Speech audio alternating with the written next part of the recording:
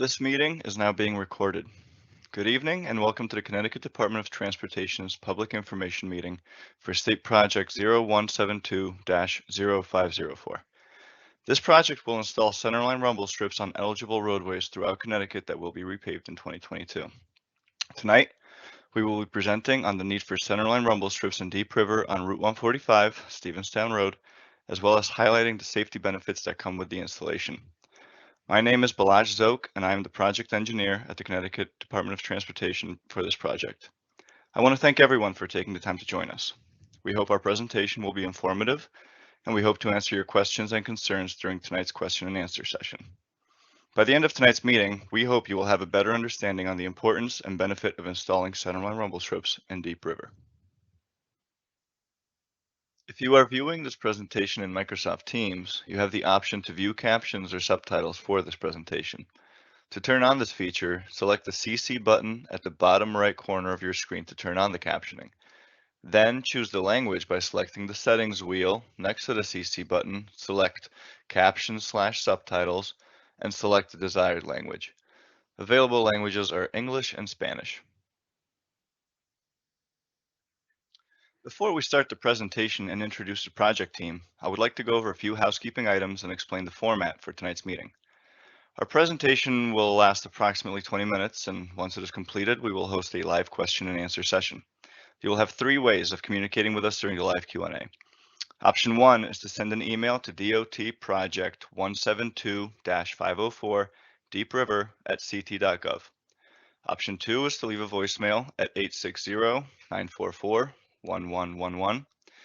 And option 3 is to type your question directly into the live event Q&A in Microsoft Teams. You can ask a question by clicking on the little question mark, which will bring up your live event Q&A field. Then select the Ask a Question button at the bottom right corner of the screen, and a field will pop up where you can type your question. Then hit Enter or the little arrow button to submit your question to the project team. You can also check the box at the bottom of the screen to post your question anonymously. There will be a slight delay, but eventually your question will appear in the featured section with all the other questions being asked tonight. We also have a project webpage where a recording of tonight's entire presentation, including the live event Q&A, will be stored. The webpage will also contain the same information that I've previously explained on how to provide comments or ask questions. The webpage address is www.portal.ct.gov/DOT Deep River 172-504. The comment period will be open through December 30th, 2021 via either the email or telephone options shown on the screen. The Microsoft Teams chat function will only be available during tonight's live Q&A session. Lastly, we would greatly appreciate it if you can fill out the very brief feedback survey the department has through SurveyMonkey. Virtual public information meetings are a new and necessary development for the department during these times, and the survey will help the department improve these public meetings going forward. The web address for the survey is www.surveymonkey.com/r/5GPB8KG. There's also a civil rights flyer that's available. The website for this is portal.ct.gov/DOT/business/contract-compliance/civil-rights-and-accessibility. Finally, I would like to reinforce that no person shall, on the basis of race, color, or national origin, be excluded from participation or subject to discrimination in the development of this project. I would now like to introduce those from the department who are participating in this meeting. Natasha Fatu is the State Safety Engineer for the State of Connecticut, the head of the Safety Engineering Unit in the department's Division of Traffic Engineering, and is the project manager for this project. Once again, I'm Balazs Zoke, an engineer in the Safety Engineering Unit, the lead engineer for this project, and primary presenter for tonight's meeting. I will also be answering any questions you may have during the live Q&A session. Devin Howe is also an engineer with the Safety Engineering Unit and presenter for tonight's meeting. She will be reading off any questions that come in during the presentation and the live Q&A so I can answer them for you. Steve Bruno and Rob Smith are also engineers within the Safety Engineering Unit and will be monitoring the Teams chat, project email address, and call and voicemail for any questions or comments during the live Q&A.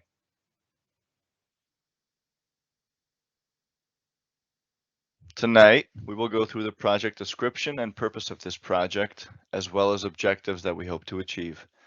Then we will give a thorough description of what centerline rubble strips actually are and why they should be used on this roadway segment, followed by the types of crashes affected by centerline rubble strips. Next, I will discuss how they are being used in the country and the state and go over the criteria for installation eligibility. Lastly, we will go over the cost and timeline for this project before we wrap everything up with the live Q&A discussion. The Connecticut Department of Transportation repaved Route 145, Stevenstown Road, from US Route 1 in the town of Clinton to Route 80, Winthrop Road, in the town of Deep River during this year's construction season. The 4.81-mile long section of Route 145 from Old Clinton Road in the town of Westbrook to Route 80, again Winthrop Road, in the town of Deep River was identified as being a candidate for the installation of centerline rumble strips, with 0.98 of those miles being in Deep River. I will go over what qualifies this section of Route 145 as eligible later in the presentation. Please note that Westbrook has agreed to have the centerline rumble strips installed as part of this project. As mentioned in the last slide, centerline rumble strips are proposed on Route 145, Stevenstown Road, between the Westbrook and Deep River town lines and Route 80, Winthrop Road, as highlighted on the aerial image, for a total of 0.98 miles in Deep River. Westbrook had no objection to the centerline rumble strips, so this meeting is specifically for the Deep River section. As you can see, the residential density is sparse, which is one of the considerations when determining eligibility, but I'll go over that more later. For the time being, please note that the vast majority of homes are more than 100 feet from the roadway, with only a couple of exceptions. I would also like to clarify that centerline rumble strips are discontinued at intersections with public streets, such as Witch Hazel Drive, because vehicles use the intersectional area when they are turning into and out of these side roads.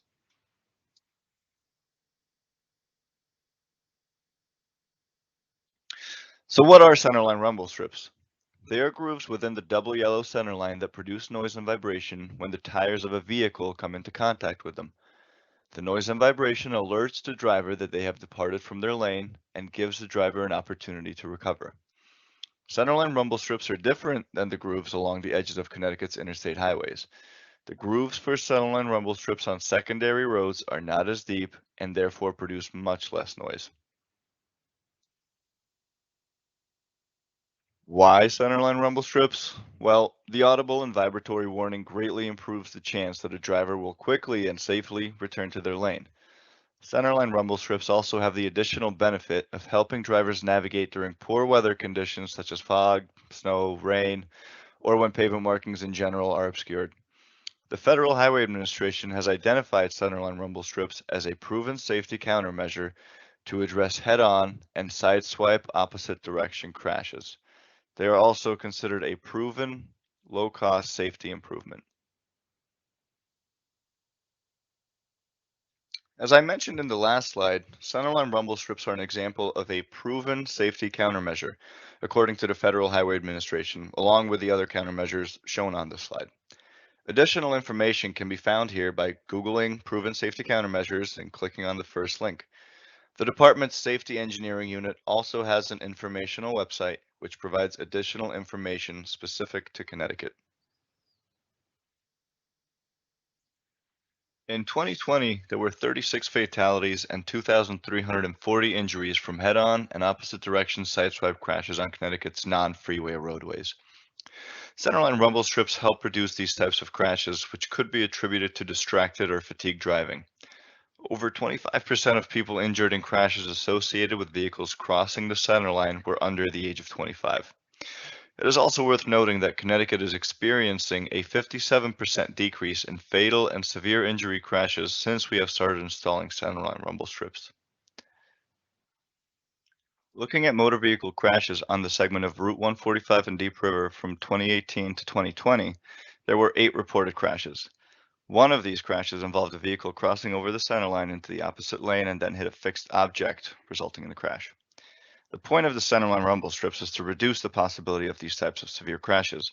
It is also important to note that near misses are not recorded, so they may be happening, but there's no information about them. Centerline rumble strips are a highly effective, low-cost, proactive treatment intended to reduce lane departure crashes and will aid in continuing to keep these crashes from happening.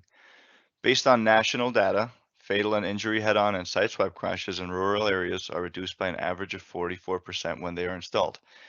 Additionally, per the infographic at the bottom of the slide, centerline rumble strips can reduce head-on crashes by as much as 50%, run off the road crashes by 46%, fatal crashes by 51%, and serious injury crashes by 41%.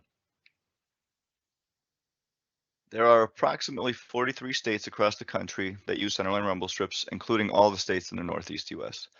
Connecticut started installing centerline rumble strips in 2014 and shoulder line rumble strips on limited access highways since 1994. As of March of 2021, Connecticut has installed over 385 miles of centerline rumble strips on state roads and over 90 miles on local roads, with more being proposed every year. Lastly, there is a link to a video titled Rumble Strips, The Sweet Sound of Safety, which is a short YouTube video uploaded by the Federal Highway Administration and will be available once the presentation is posted online. It can also be found on YouTube by typing in the underlined keywords. As you can see on the map, the majority of towns in Connecticut, over 120 of 169 towns, have had centerline rumble strips installed. Any town shown in green already has them installed, whether it's on the town or state-owned roadway. Towns in blue are programmed to have them installed, and towns shown in white do not currently have them, nor are they planning to get them at this time, but this will likely change in the near future as additional roads are repaved. Also note that most of Deep River's neighboring towns, including Killingworth, Westbrook, and Lyme, already have centerline rumble strips, with Essex being programmed for their installation in the near future. So let's talk about the criteria for centerline rumble strip eligibility. The department goes through a screening process to determine centerline rumble strip eligibility, including taking a look at the traffic volume, making sure that the average daily traffic on the road is at least 2,000 vehicles per day. We also ensure that the pavement is in good condition and is less than 3 years old. The roadway is to have a minimum of 14 feet of width from the center line to the edge of the pavement. This makes sure that there is plenty of room for drivers to maneuver in their lane without going over the centerline rumble strips accidentally. The roadway also has to have a posted speed limit of 35 miles per hour or greater. And lastly, there has to be a low residential density. If there are some homes along the segment, we try to ensure that the majority of them are at least 100 feet from the edge of the road. The average cost of installing centerline rumble strips is a little more than $2 per linear foot. On top of that, double yellow centerline paint is added, which is about $1.25 per foot, bringing the cost of implementing the centerline rumble strips to a total of approximately $18,000 for the just about mile-long segment. The cost will be covered by 100% state funds, so there's no cost to the town, with construction anticipated to take place during next year's construction season. These are just a couple of pictures taken from construction showing part of the milling and grooving process. The construction vehicles work and travel at approximately 2 to 3 miles per hour to install the centerline rumble strips, and the work is done during non-rush hours. Then the centerlines are painted a few days later. And with that, I want to thank you for your time to listen to our presentation, and now it's time to hear from you in our live question and answer session. Remember that you may email us any questions or comments via the project email address, may leave a voicemail message on the call and phone line, or send your questions directly via Teams chat. We also want to encourage that you take our very brief feedback survey to help us improve how we deliver these virtual public information meetings in the future. So with that being said, Devin, do we have any questions from the email, voicemail, or the chat for us to answer?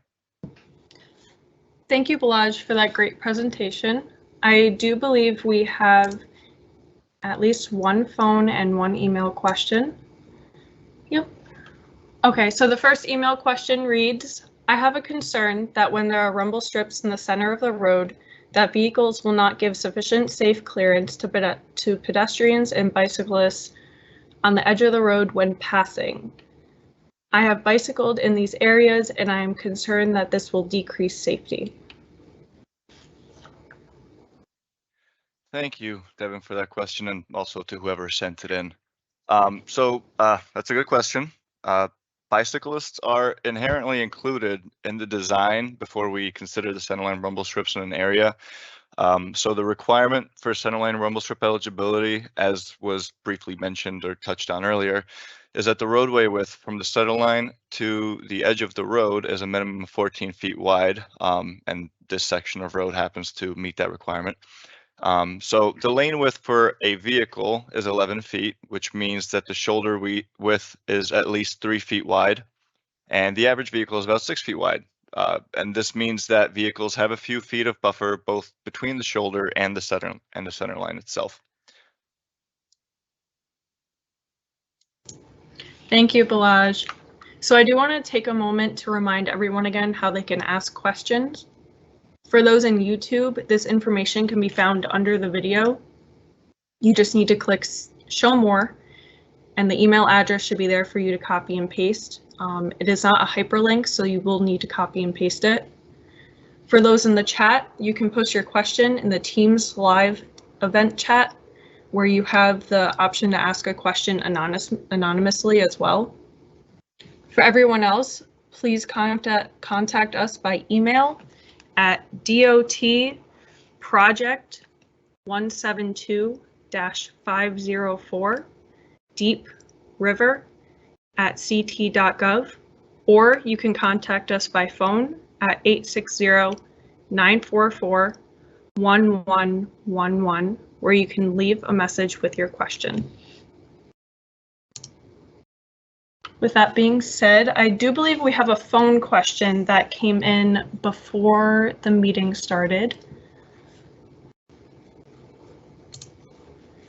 The voicemail question reads, "This road is already noisy from trucks and the airport is nearby.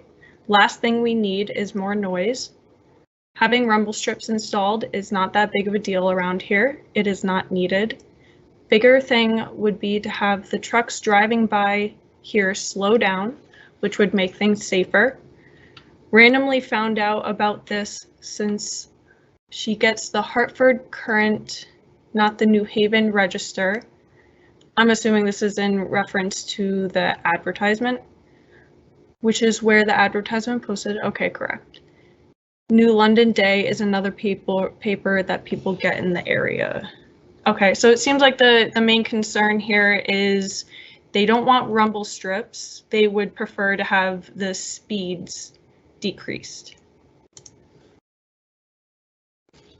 Okay, thank you for that question. That's a pretty loaded one, so I think it's gonna take me a little bit to answer all of it. So, all right, regarding the noise, the road noise, my understanding is that Route 145 was already this year milled, leveled, and paved with a top course of approximately 2 inches of hot mix asphalt, which is the most versatile and widely used bituminous concrete mix that the state uses. And so the pavement itself should not be loud. The intent of the rumble strips, of course, is to alert the driver when they are encroaching on the center line or over the center line. And so it only makes a noise when they are driven over. Given that the roadway is, wide enough, like we mentioned, it's around 14 to 15 feet wide from the center line to the edge of the road. Cars should not be encroaching on the rumble strips. If they are, that means that the driver needs to perform some kind of corrective maneuver to get back into their lane, whether they're distracted or what have you. But that the only time that noise would be made, which I understand is the main concern, of course, is if a driver is going over the center line, which then means that they need to take corrective action. So that means that the rumble strips are doing their job. So there was also something about speeding trucks. The department itself, the Department of Transportation, does not have jurisdiction. As we do not have any kind of enforcement power. If motorists are traveling at a speed higher than the posted speed limit, which I believe in this area is 45 miles per hour, it is recommended that whoever sent in this question reach out to the local police department and request additional enforcement in the area, because they're really the only ones that have the authority to enforce the speed limit. We can really just put up the signs, but we can't actually enforce it. And then the last part of this, I believe, had to do with the newspaper selection. So yeah, I will actually mention this to our communications department and see if this is something that we can fix prior to any other future meetings, such as this one. This isn't something that I was aware of, so thank you for letting us know, and I will certainly pass the message on to the group that's in charge of that.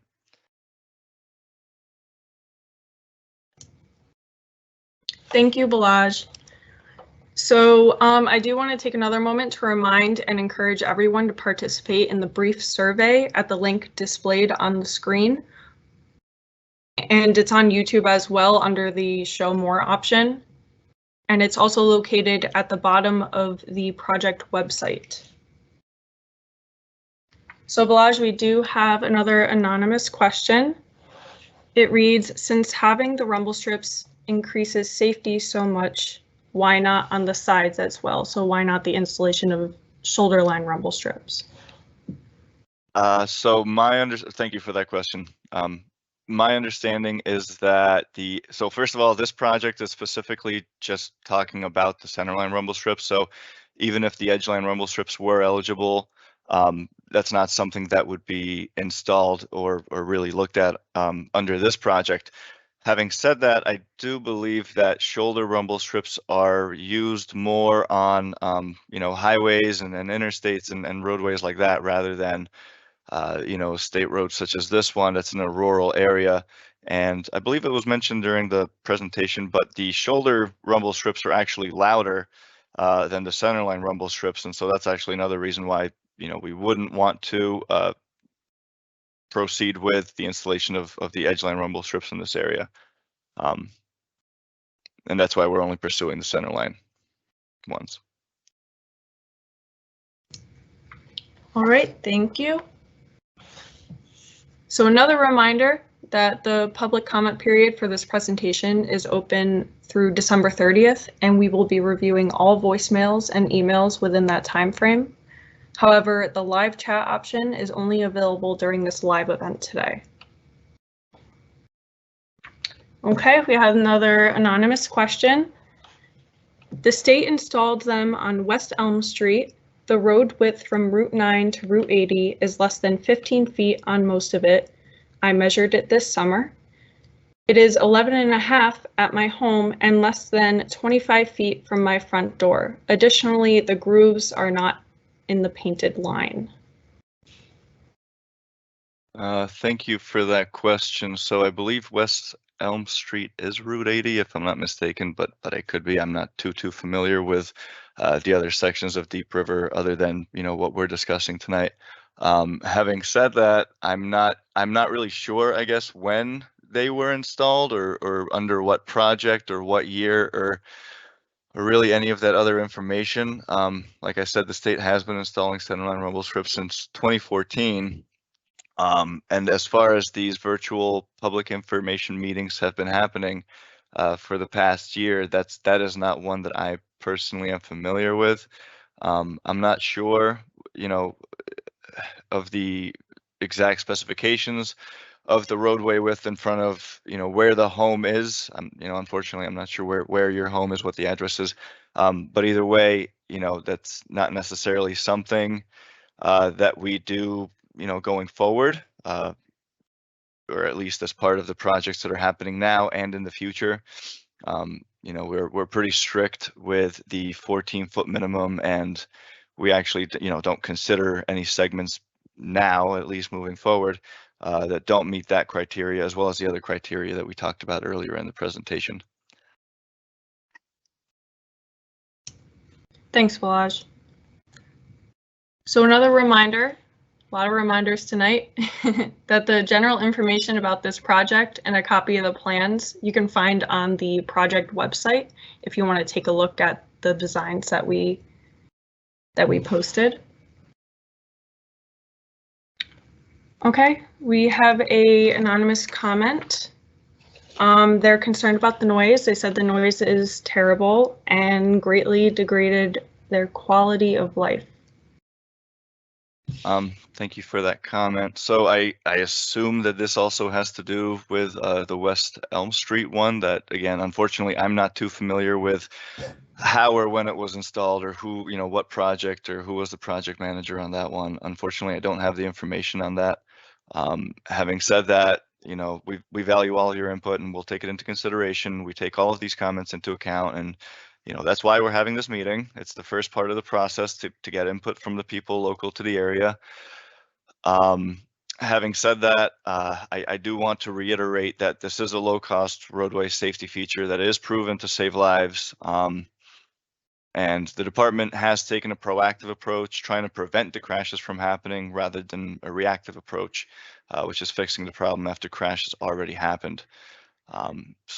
And on top of that, if there is roadway noise, that means that the vehicles are encroaching on it and they do need to take corrective action. And that's really the whole point of the Centerline rumble strips. We want to make sure that drivers who are distracted or fatigued or what have you will be taking that corrective action and getting back into the lane to avoid any kind of head-on or sideswipe crash. Thanks, Balazs. So just in case we had some people come in a little late just for the Q&A section, maybe not came in for the presentation part, I want to remind everyone how they can ask questions. So for YouTube, you just need to click show more and the email address should be there for you to copy and paste. It is not a hyperlink, so you will need to copy and paste it. For those in the chat, you can post your question in the Teams live event chat, where you have the option to ask a question anonymously as well.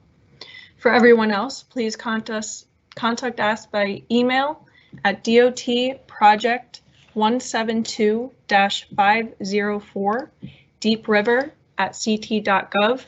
It's also displayed on the screen, as well as the phone number where you can leave a message with your question at 860-944-1111.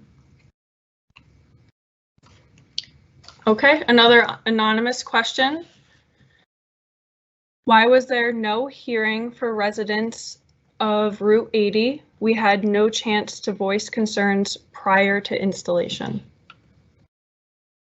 Thank you for that comment. So again, I was not involved in the Route 80 installation. I'm not sure why there wasn't a public information meeting for that one. Like I said, going forward, we do reach out to the towns before the rumble strips are installed, because it is, we do have a working relationship with all of the town's elected officials, first selectmen, town managers, whoever it may be. Obviously for this town, it's the first selectman. We want to have a good working relationship. And so, at least for the past few years, we have been sending out letters to towns, letting them know that anytime a rumble strip project comes through, because we know that there might be concerns, especially due to noise. But I'm not sure why the Route 81 did not have that process. Thanks, Balazs, and I hope that cleared things up for you on why there was no hearing for Route 80. Another anonymous question. I live on Route 80 in Deep River that had rumble strips installed. The rumble strips are very loud and disruptive. Are these rumble strips the shallow ones you discussed? Thank you for that question. Yeah, so the rumble strip specification has been the same for a couple of years. Like I said, it is shallower than the edgeline ones. I believe it was actually recently updated a little bit to be even shallower. But having said that, for the Route 145 section that we are discussing tonight, the majority of the houses are, over 100 feet away from the road. What I'm taking away from this is that the Route 80 section, the houses may be closer to the edge of the road or to the center lines. But we did, we definitely looked into that the vast majority of the homes on Route 145 are further away from the road than 100 feet. And so, the noise shouldn't be a constant. But again, it is very important to reiterate that if it is a constant, then the vehicles are driving over it, and the whole point of this is to make sure that they stay in their lane, and if they get out of their lane, that they take whatever corrective action they have to get back into their lane to prevent any a crash or a fatality. Really, safety is the most important aspect of why we do this and why we're trying to be proactive with this. But at the same time, we do take all of your input into consideration before we move forward. And again, that's why we're having this meeting. Thanks, Balazs. We also have a phone question. Was consideration given for this road being rural in nature with many homes near the edge of the road and noise volume a concern? Thank you for that question, Devin. I think I kind of mentioned this a little bit earlier. So yes, we do, whether or not a roadway is rural, that is something that we take into account. Like I said, we do have a number of things that we look at to ensure, that whatever section of roadway we're looking at is eligible for installation. And like I said, this section happened to be one of those that did meet the criteria. And so, like I said, for the last question, the vast majority of the homes on Route 145 are more than 100 feet away from the edge of the road, which is, something that we do very seriously take into account and check for prior to even, engaging with the town and going through this process. Thank you, Balazs. So I will take another moment to mention a few reminders that I mentioned before. The comment period for this presentation is open through December 30th, and we will be reviewing all voicemails and emails within that time frame. However, the live chat option is only available during this live event today. If you want any general information about this project and a copy of the design plans, please visit the project website, where all of that can be found. So it looks like we have a couple comments. It reads, for the residents of 145, do everything you can to prevent these being installed. They will lower your home value and cause a ton of noise. I am a victim of the installed strips on Route 80. I have to sleep with earplugs at night because of these. This is ridiculous. Do not let these be installed. Thank you for that comment. Again, we do value all of your input and we will take it into consideration. We take all of these comments into account. This is why we're having the meeting. So I do want to just reiterate that we understand that there are concerns about this. Having said that, it seems like a lot of these questions have to do with Route 8, or comments rather, have to do with the Route 80 section and not the Route 145 section. And I understand that there is the comparison because they're both, Centerline rumble strips in the town. But I do want to say that, again, we did look at the residential density and the distance of the homes from the center lines for the Route 145 section and found them to be, within the requirements of the eligibility for the rumble strip installation. But again, thank you for that comment, and it is something that we will keep in mind moving forward. Thanks, Balazs. And I guess this is a continuation from the previous comment. So again, I am a resident of Deep River and I live on Route 180. This is a rural area and there are many nearby houses along this stretch of roadway. Recently, this road was repaved and rumble strips were added. The noise that these create when cars frequently hit them is unbearable. It impacts every aspect of my home life. I cannot sit in my living room or bedroom without being accosted by the sound of what can only be described as an extremely loud, random, and sudden machine gun blast. Every time my dog hears a noise, both night and day, he quickly jumps up and starts barking like someone is knocking on the front door. It is significantly interfering with the peaceful use of my house and property. This must stop. Thank you again, Devin, for that comment and that concern. So I guess, again, it seems we're talking a lot about the Route 80 section, and I understand that there are concerns about that one, and I'm sorry to hear that this is not the intention of the department, obviously, to have any kind of negative impact at the cost of safety, obviously. I'm wondering if drivers are crossing Route 80 so frequently. So maybe that is something that we will take a look at after this meeting. Again, I do want to focus more on Route 145, but I think moving forward and taking notes from this meeting, that's maybe a discussion we can have with the town, the first selectman and others, and see if that's something that we can figure out, see what's causing the issue, and maybe how we can rectify it. Thank you, Balazs. So I will take another moment to remind people how they can ask questions. So for those in YouTube, click the show more under the video and the email address should be there for you to copy and paste. It isn't a hyperlink, so you will need to copy and paste it. For those in the chat, you can post your questions in the Teams live event chat, where you have the option to ask a question anonymously.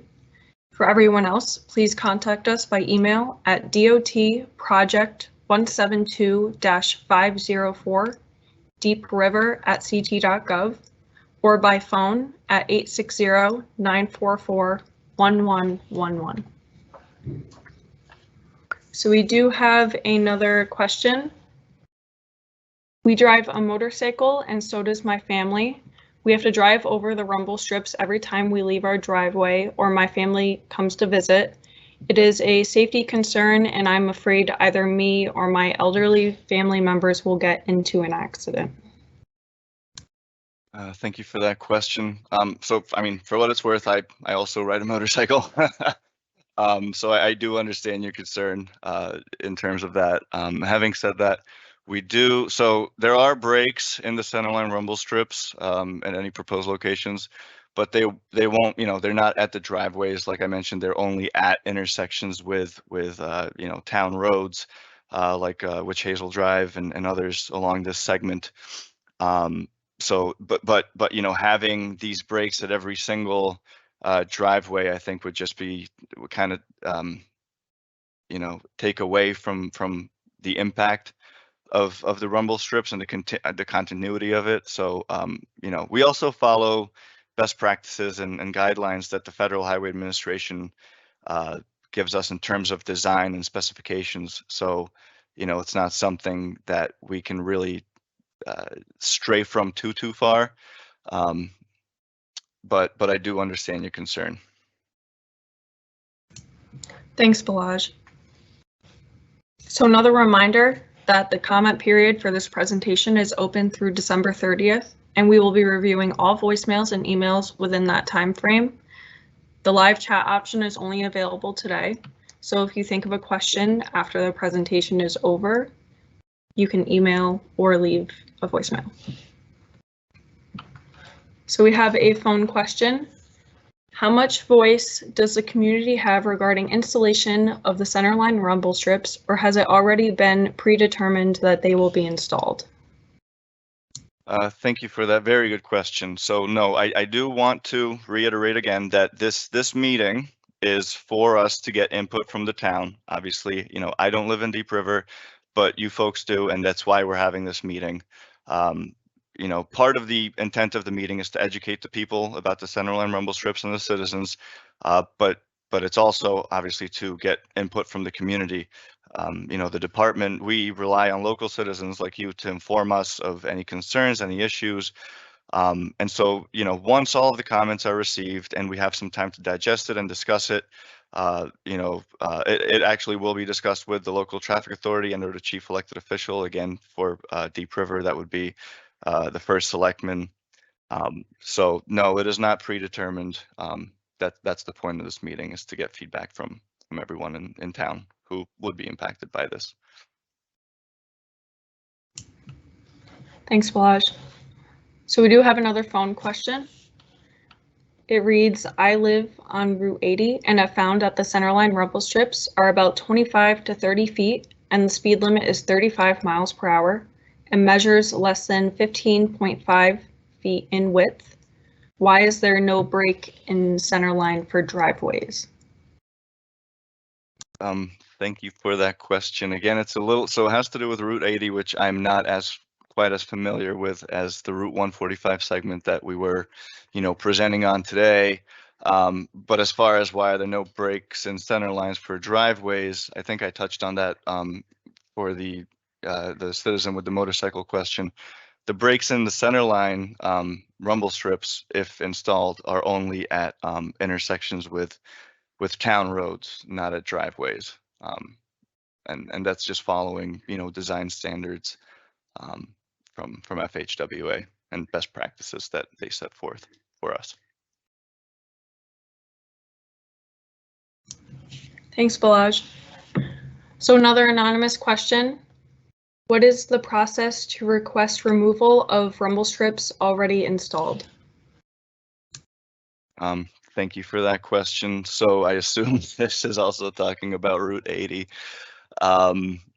I believe the best way to go about this is maybe for the department, and obviously, like I mentioned, we are going to have a discussion about Route 80 as well as Route 145 with the chief elected official and any other town officials who want to be present for that discussion. And that's something that we can talk about with them. Thanks, Balazs. So a phone question from Fred Jordan. Angus McDonald, the first selectman, received a letter on 11/19/2018 regarding the Centerline rumble strips on Route 80 from the department. Angus was told to sign and did not need a public hearing. How was this able to happen, and what can we do now?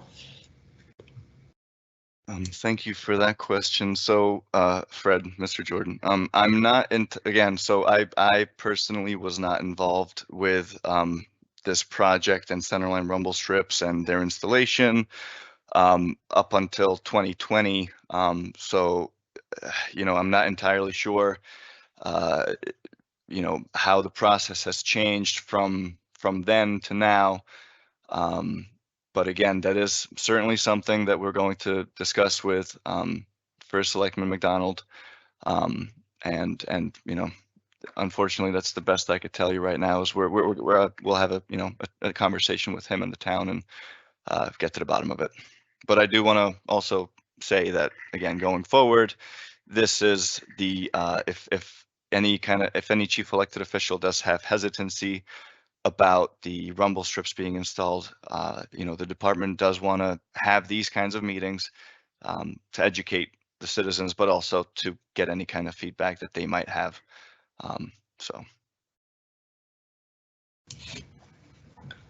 Thank you, Balazs. So we have another anonymous question.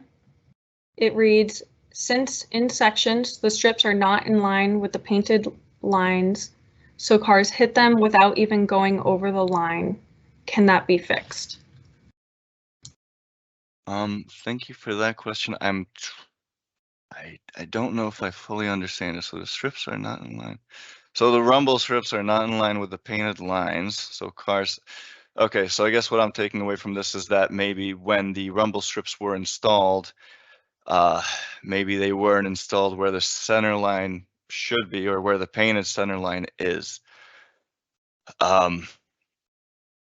This again, I assume has to do with Route 80, and can that be fixed? I'm going to have to defer to the same answer I've given a few times now, unfortunately, and in that I think we have to have a discussion with the first selectman and other town representatives, and we're going to dig down into what happened on Route 80 and how we can obviously prevent anything like that in the future from happening. Thanks, Balazs. So, okay, we have another phone question. It reads, how can the residents on Route 145 be assured that what happened on Route 80 happened to them? Was Route 145 properly reviewed, because it did not appear to be reviewed for Route 80? The trucks are noisy and police can't seem to enforce the speed. Thank you for that phone question as well, Devin. That's another loaded one, so let me see if I can break it down. So, I mean, how can the residents be assured? So, I mean, I guess first of all, we're having this public meeting. The department is trying to be transparent with the town, and we actually have worked with the first selectman. One of the things that we did was there used to be a passing zone along Route 145 that existed from approximately 400 feet south of the intersection with Route 80, and it extended in a southerly direction about 600 feet. And so before we even got into real talks about the rumble strips, we did meet with the first selectman, and one of the things that we were able to do is remove the passing zone as part of the repaving project.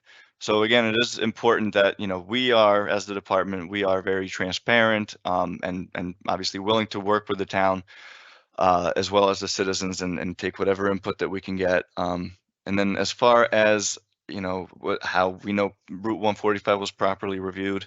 Again, just the presentation, everything that we've looked at. I understand, again, the noise is the biggest concern, and just by the houses being further away from the center line, again, most of them are over 100 feet away, some are as much as 200 feet away. And we do have the wide enough roadway, at least 14 feet along the whole section. Those are the kind of things that we look for, again, when we see if a roadway is eligible. And then so dump trucks are noisy and police can't seem to enforce speed. Yeah, unfortunately, it's not, again, we do not have the ability to enforce speed. That's really up to the police. I think the best that folks from the town can do is maybe reach out to them and let them know that they're concerned about the speeding along this roadway, because we, as the Department of Transportation, have essentially no control over that, unfortunately. Thanks, Balaj. And I hope that clears things up about Route 80. Next question is anonymous. They just want to know how many people are on this call/meeting. I do not know. Can anyone else from the group provide some? This is Steve calling it. We have about 7 attendees on Teams and 3 on YouTube watching right now. Okay, so it sounds like we have about a total of 10 people, but there might also be people listening in on the phone lines. So yeah, we're looking at around 10-ish people. Okay, we have another comment, just general comment. I'm just warning my neighbors for what they are in for. They need to know. Yeah, thank you for that comment. We understand we will take all of these comments into consideration. And this is not the be all end all of this presentation. I mean, there is also going to be a 2-week comment period after today, so up until the 30th. If people have additional concerns or comments, they can leave the voicemail or send an email to the address that is being shown on the screen. But again, this isn't set in stone. We are having this meeting to get the input from the town and citizens. So thank you for that. Thanks, Balaj. Another anonymous question. Is this presentation being recorded for viewing later? That is a very good question, and it is. The meeting is recorded, and once the video is processed, it will be available on our website, which is shown here on the project webpage. It's portal.ct.gov/DOT Deep River 172-504. And we also have a video library on the Connecticut Department of Transportation's website. I believe if you Google Connecticut Department of Transportation virtual public library, you will be able to find it. Again, that's once the video gets processed, so that takes at least a few days. But it is available for later viewing, yes. Thanks, Balaj. Another anonymous question. Does the presenter have rumble strips in front of his house? Thank you for that question. No, I do not have rumble strips in front of my house. Yeah, thank you. Thanks. Another anonymous question. Do rumble strips decrease the value of your home? I really do not know the answer to this question. I thank you for it, but I am really not sure. Unfortunately, I'm not a realtor. I know that generally speaking, real estate prices right now are all over the place. But I do not know if the presence of rumble strips decrease the value of the home. I'm not sure. Not that I know of. But again, it's not my specialty. I'm not too sure. Thanks, Balaj. So we do have a phone comment. First Selectman Angus McDonald, for Route 80, I was told that since it was a state highway and controlled by the state, that the state was going to install the Centerline rumble strips, despite the fact that I was against them. I'm hoping this meeting gives the town and local citizens an opportunity for conversation. That's a very good comment, and I agree. I think we at the department took a lot away from this, specifically about Route 80. And like I mentioned, we are going to have a discussion with the first selectman about this, in the coming days. And again, just to reiterate, I'm not sure why Route 80 ended up the way it did. I wasn't personally involved, but we will reach out to the town and get to the bottom of it. Thanks, Balaj. We did get a comment from one of our moderators. He just posted the link to the project webpage if anyone would like to go see general information or copies of the plans and along those lines. We have another phone comment. It reads, is this a federal mandate or a feel-good measure to just use state money? We do not have a history of head-on collisions. What is the reasoning behind installation? Thank you for that question also. So no, it's not a feel-good measure or anything like that. The reason that we are looking at this segment of roadway right now, Route 145, is because one of the criteria for installing the Centerline rumble strips is that the pavement age be between 0 and 3 years old, and the pavement in general be in good condition. And so since we just repaved the roadway, this gave us the opportunity to kind of do a 2-in-1 type situation.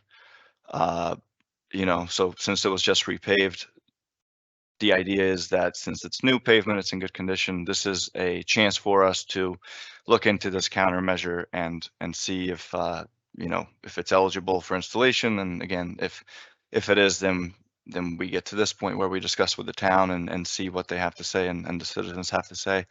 I do want to mention, keep in mind, at least on our end here, the big picture. I, again, totally understand all of your concerns and we'll take them into consideration. But, we as the road owners, states and towns, we have the responsibility of providing safe transportation systems for all road users. And this is a low-cost roadway safety feature that is proven to save lives. And so if it saves even one life or keeps a crash from happening, it pays for itself. And like I said, we are taking a proactive approach and trying to prevent crashes from happening rather than waiting for them to happen, waiting for a tragedy to strike, and then reacting to it once it's too late. Thank you, Balaj. So I just want to repeat a couple of reminders I said earlier. I want to encourage everyone to participate in our brief survey at the link displayed on the screen in the show more on YouTube, and is also located at the bottom of the project page. The public comment period for this presentation is open through December 30th. We will review all voicemails and emails within that time frame. However, the live chat option is only available during this live event today. If you want any general information about the project and a copy of the plans, you can visit the project webpage. Okay, we do have a couple comments. It reads, I will email pics. So I'm assuming that's in reference to the rumble strips that are located on your road, probably on Route 80. You can find our safety email address on the Connecticut DOT website, so you can email those pictures to us. Yeah, so those pictures, we'll certainly take a look at them if you send them over, and you can also, just have them sent to the email address shown on the current page in front of you now, and we'll get all that. Another anonymous comment is just an FYI, you can hear the noise from a half a mile away. So thank you for that comment. I'm sure that FHWA does have something in place that measures the intensity of the noise in decibels based on vehicles driving over them. I would imagine, since this is a rural and very wooded area, that maybe the trees would block out some of the noise on at least Route 145. Again, I can't speak to the Route 80 section, but again, this is something that we'll take into consideration moving forward. And thank you for your comment. Thanks, Balaj. So Rob, one of our moderators, posted the link to the brief survey in the Teams chat. If you're calling in or you're on YouTube, the survey link is under the YouTube video. You just have to click show more, and I believe it is a hyperlink, so you will be able to just click it and it'll bring you right to the page.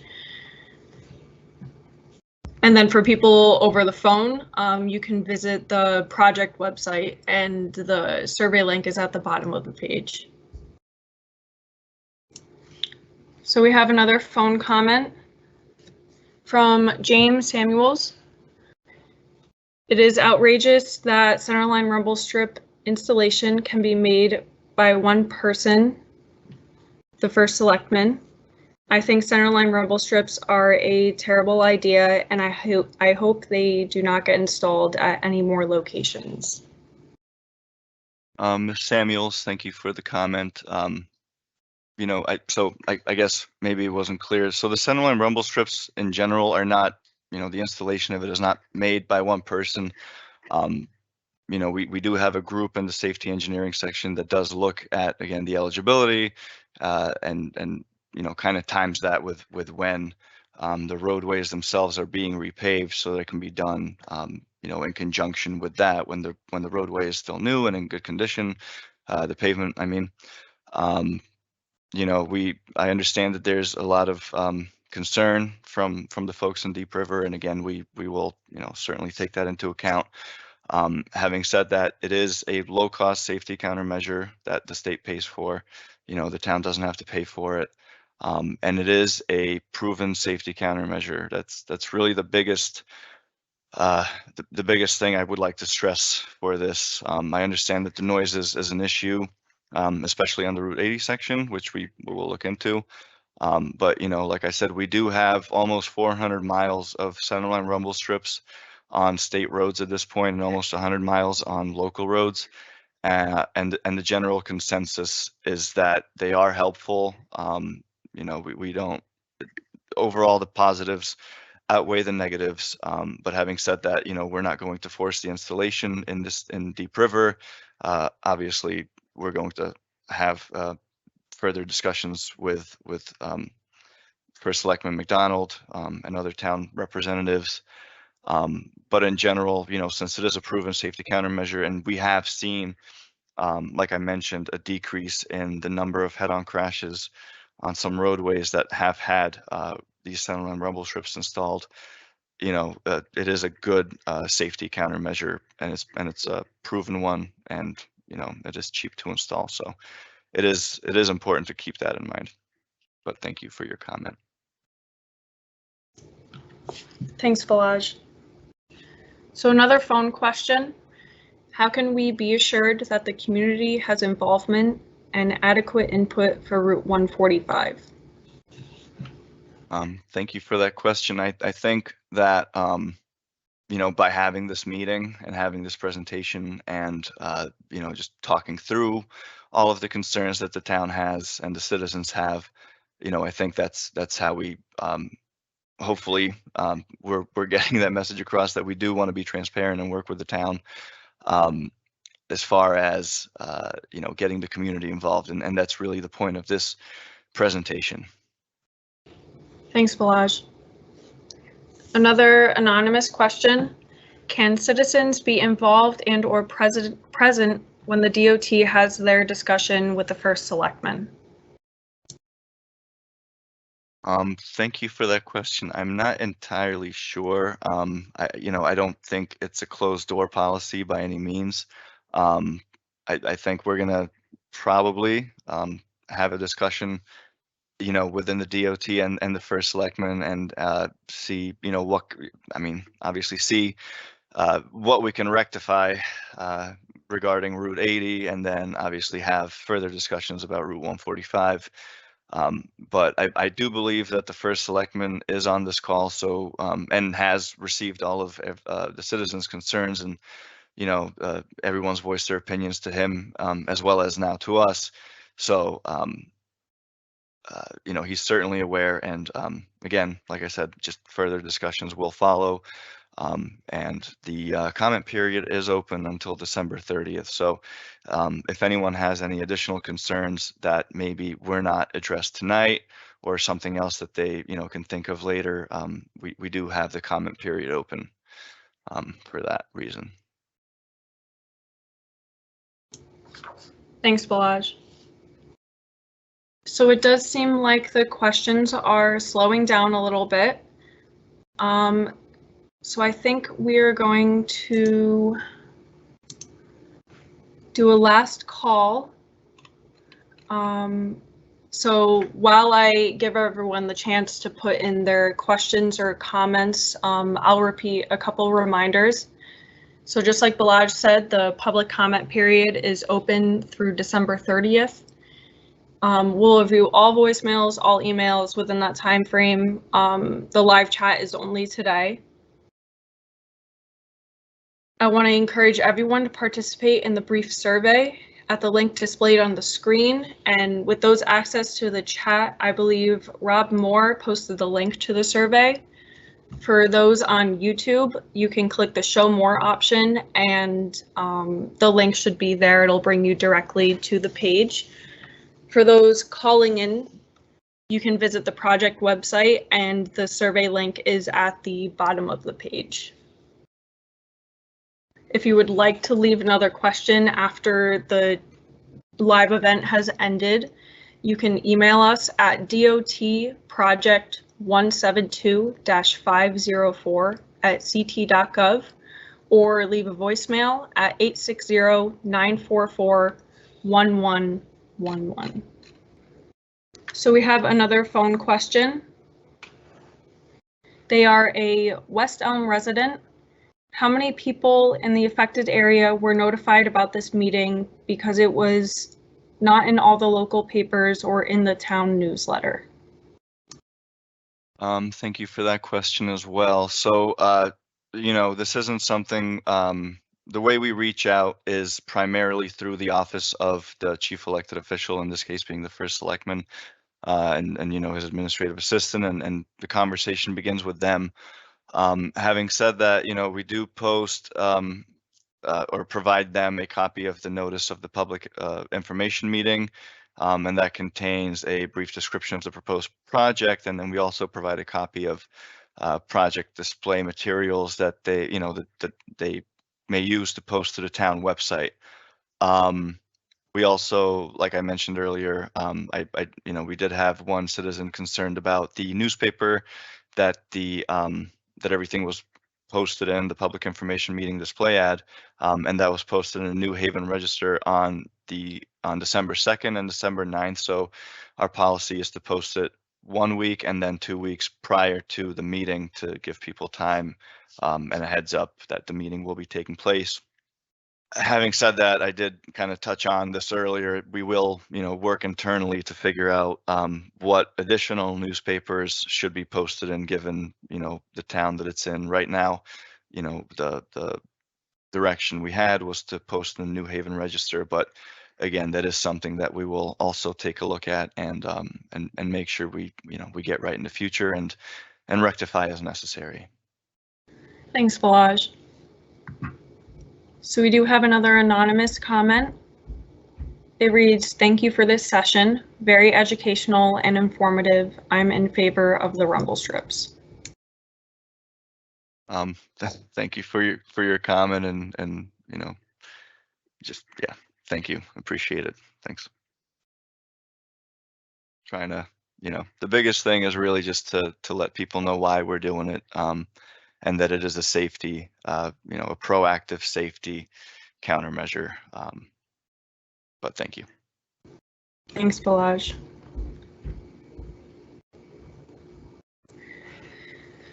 So we do have another anonymous comment. It reads, you should go door to door along those 400 miles of rumble strips and see how they feel about it.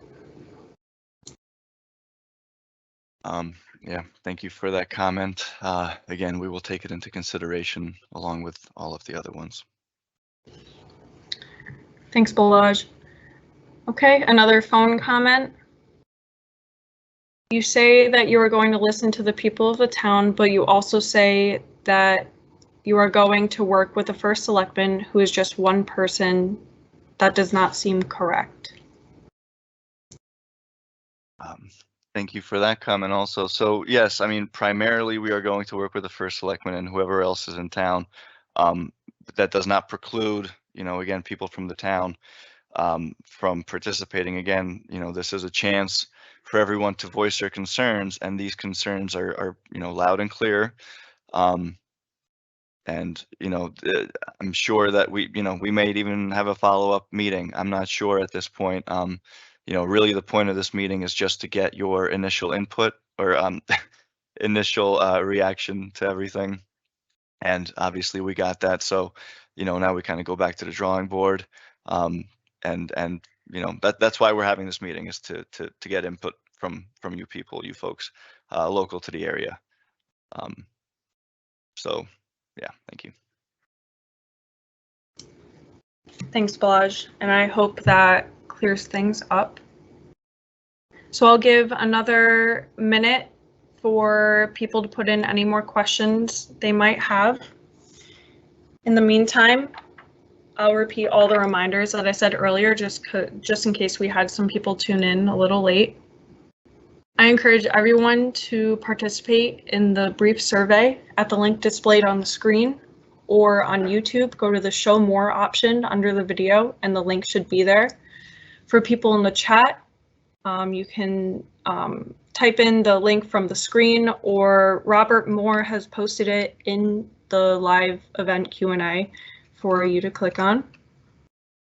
If you want to leave any questions or comments at the end of this presentation, you can email them at the link displayed on the screen, or at dotproject172-504@ct.gov, or leave a voicemail at 860-944-1111. So we do have, I guess, sorry, Devin, real quick, just to say one more thing. You know, besides trying to inform everyone of this project and get feedback, we're also, you know, seeking any unique circumstances for this section of roadway that we may not be aware of, and that's part of the, you know, reason for this meeting as well.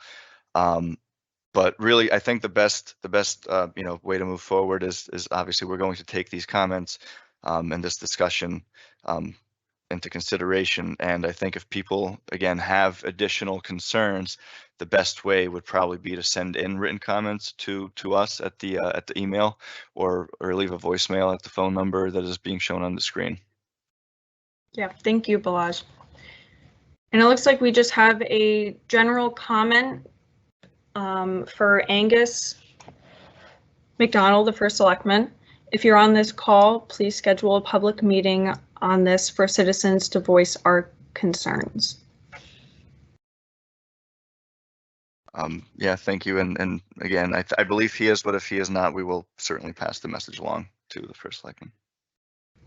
So I think with that being said, we're going to wrap things up. Thank you all for joining us this evening. I want to remind everyone that the comment period is open through December 30th.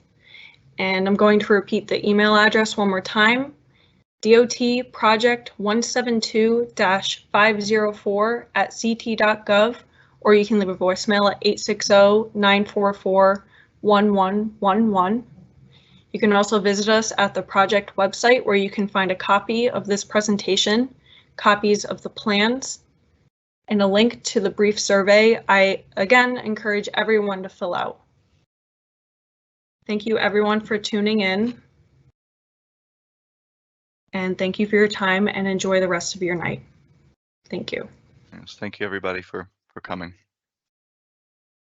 and have a good night.